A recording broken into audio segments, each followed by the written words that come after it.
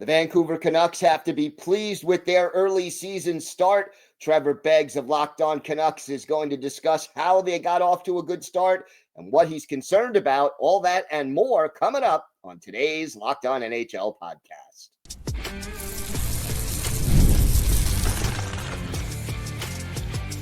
You're Locked On NHL, your daily podcast on the National Hockey League.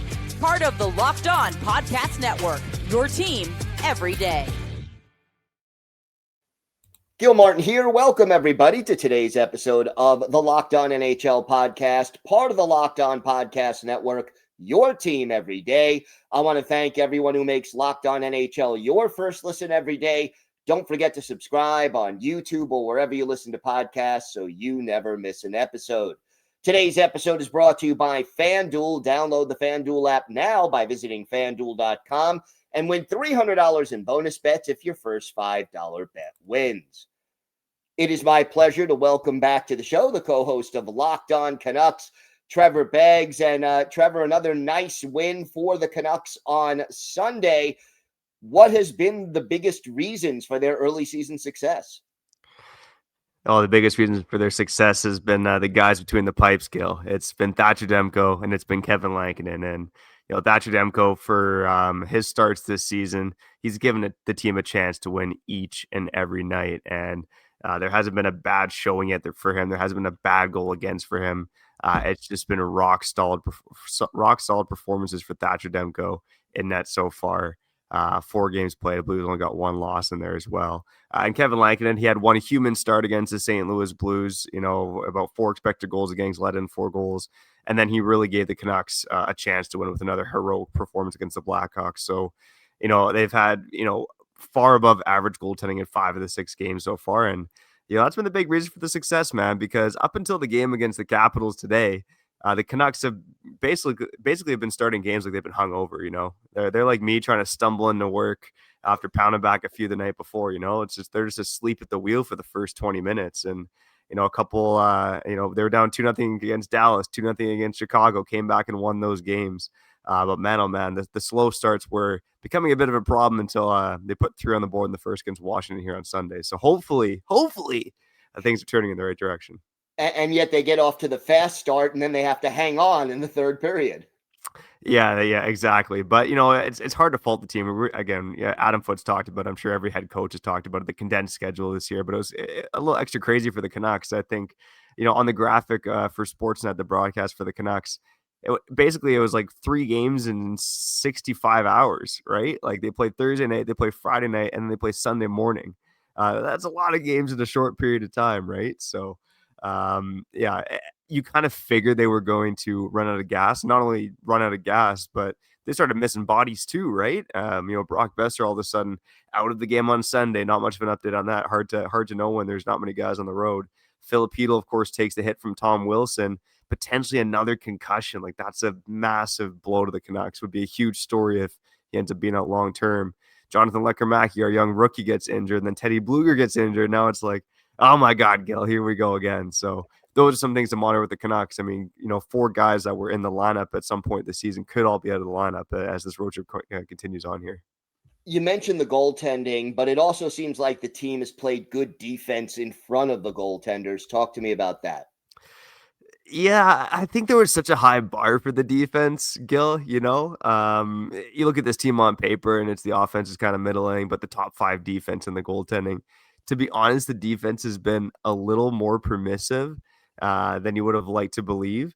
I think even Quinn Hughes, Phil Pronik have had a bit of a slow start.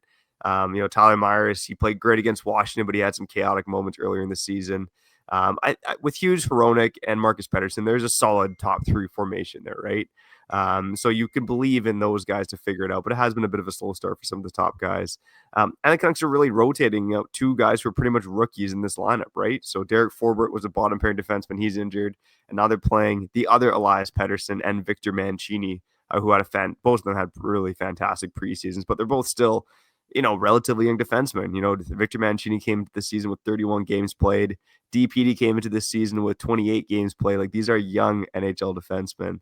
Adam Foote's had to get creative. Like he's kind of double shifting Hughes and Hronek, and pairing Hronik with DPD and pairing Hughes with Mancini. So I think it's been a bit of a work in progress so far, but thankfully they've had the goaltending to bail them out. And again, not like the defense has been bad, but if you look at the stats, it's kind of been a bit below average, and they're allowing more shots and chances than you'd probably like to give up. Is there any player early on in the season who's been a pleasant surprise so far to you? Yeah, that's a good question. I think I'm going to shout out the Calder Cup line, the fourth line, baby. Let's go. These guys always deserve some love, but the Canucks have had a fourth line of over the last few games of Archdeep Baines, Surrey, BC native, local boy, Max Sasson, and Linus Karlsson. And you got to credit Patrick Elving and his staff for finding these guys, for signing these guys. Ironically, Baines and Karlsson were two of the first signings Elving made when he came to Vancouver. But none of these guys have high pedigrees, right? Like Archie Baines and Max Sasson are undrafted. Linus Karlsson, a third-round pick that we got in the Jonathan Dahlin trade way back when. It's taken him a while to develop. But these guys, they were the top line for the Canucks AHL team, the line that helped them win a championship in the AHL. But I think it was fair to have some skepticism that they were actually going to work out in the NHL level. But not only have they been successful so far, Gil, but in that game against the Dallas Stars, the first game they played together, they single-handedly turned the momentum for the Canucks. Like the Canucks are just getting their asses handed to them in the first period against Dallas. All of a sudden, this Calder Cup line comes out, has a great shift. They end up contributing for the game, the go-ahead goal against the Stars, the game-tying goal against the Blackhawks. So they've been a very pleasant surprise. The other guy that stands out would be Philip Hedl. He had 3 goals in his first 4 games. And of course, let's hope and pray that Philip Hedl doesn't have another concussion, because it didn't look good for the hit on Sunday. Yeah, never like to mess around with concussions, that's for sure. How about special teams? It seems like you're kind of middle in the pack on both the power play and the penalty kill. Any concerns there? I'd say I have less concerns now, to be honest. I know the PKs have been kind of giving up goals, but for the most part, I thought they've done a pretty good job of not allowing too much pressure. It looks like they haven't given up a lot of chances, when you start digging into the numbers a bit.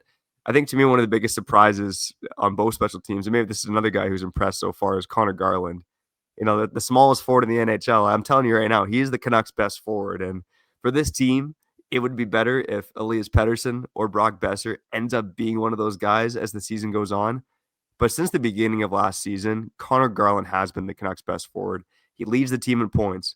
He's skated more at even strength than any other Canuck. And now he's the top penalty killing forward on this team. I think the loss of Pius Suter was a pretty big one in the offseason. I still don't love the idea of giving up Pius Suter and adding Evander Kane to this lineup. I think it's been, outside of a couple plays, a bit of a shaky start for Kane. But Connor Garland's now on the first penalty killing unit, doing pretty damn good in that role. And to start the season, he was on power play 2. They quickly move him up to power play 1, and boom, they get 3 power play goals in 2 games there against Dallas and Chicago. So I think things are trending in the right direction there. I think Elias Pettersson's starting to show a bit more on the power play as well. But I think on the power play too, like you have Quinn Hughes quarterback, and then you have 4 guys who really are all contributing equally, right? With Besser, with DeBrusk, with Garland, with Pettersson. So again, special teams might have to be a differentiator for this group, especially if they're going to be missing guys long-term up front at 5-on-5. And I have the confidence that they can be above average on the PK and on the power play. Besides injuries, what are your biggest concerns early on this season? Yeah, besides injuries, that's I'm glad you said that. No, I think for me it's the offense, and specifically Elias Pettersson, right? Like, can Elias Pettersson bounce back? It's something that we've talked about ad nauseum on Locked On Canucks. I don't think there's an NHL player that has more pressure on him than Elias Pettersson, to be honest. And in the first 3 games, it looked like the same old Pettersson, the same guy that was bobbling the puck, looking kind of slow, making mistakes. I like to think that things changed in that Dallas game. A puck ricochets off his stick, goes into his own net, and you're thinking like 3 bad games. A goal. He basically has an own goal when he hasn't scored yet this season. But I think he's kind of turned the tide, at least over the past 3 games. Maybe it doesn't show up on the stat sheet. I believe he only has 1 goal and 3 points in 6 games so far. But it looks like things are trending in the right direction. And look, I know there's guys that'll point at the fancy stats and be like, "Oh, look, Pettersson's playing better than you think." Even though like through the first 2 games, he really didn't look good. But it finally seems like things are trending in the right direction. Some of that elusiveness is coming back. Almost scored a highlight reel goal in overtime against Chicago and gets stymied by Spencer Knight. So if Pettersson can bounce back, I think there's enough depth to at least be average offensively, and that's the recipe for the Canucks. They need to be one of the best defensive teams in the NHL, have one of the fewest numbers of goals against with that tandem, and just be average offensively. But to me, it's still a bit of a concern if they can actually be average. Trevor, why don't you tell our viewers and our listeners where they could find the podcast, where they could find you and your co-host on social media? Well, Gil, always good to talk to you, man. Keep taking care of my boy Bo. I see him wearing the Iron Man mask now. So there you go, man. Iron Bo. You can find Locked On Canucks on YouTube or wherever you listen to podcasts, Spotify, Apple Podcasts, all that good stuff. You can find me at Trev Beggs on Twitter. You can find Locked On Canucks on Twitter as well. All right, Trevor, always a pleasure. Thank you. Today's episode is brought to you by FanDuel. The NFL season is here, and FanDuel has an offer that you don't want to miss. Right now, new customers can bet just $5 and get $300 in bonus bets if that first $5 bet wins. That's right. Pick a bet, put down $5, and if it hits, you'll unlock $300 in bonus bets to use across the app. I love how FanDuel gives me so many ways to play. I've built parlays to increase my odds. I've tried player props, and I've even followed the live lines during games. It makes watching football even more exciting when you've got a little something riding on the action. So whether you're a casual fan or love diving into the stats, FanDuel makes the game day experience so much better. So what are you waiting for? Visit FanDuel.com to download the FanDuel app today and get started. Again, place that first $5 bet, and you'll get $300 in bonus bets if you win that first bet. So visit FanDuel.com, check it out today.